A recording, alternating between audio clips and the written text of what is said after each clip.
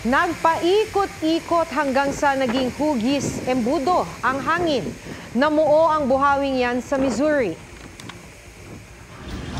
Inulan naman ng malalaking butil ng yelo ang ilang bahagi ng Texas. Kasing laki ng golf ball ang mga hailstone na bumagsak sa ilang lugar.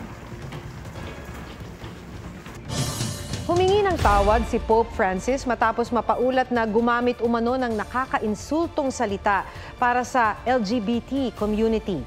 Sa isang closed-door meeting sa mga Italian bishop, sinabi umano ng Santo Papa na puno na ng frociagini ang mga seminaryo kaya't hindi na dapat payagang maging pari ang mga miyembro ng LGBT community. Batayan sa ulat ng dalawang Italian newspaper. Ang frociagini ay salitang Italian nang ibig sabihin sa Ingles ay fagotness.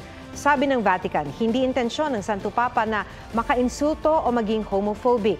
Humihingi siya ng tawad para sa mga na-offend daw ng salita na inireport ng media.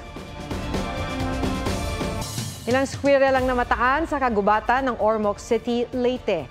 Yan ang Philippine tree squirrel o mas kilala sa local name na kulagsing.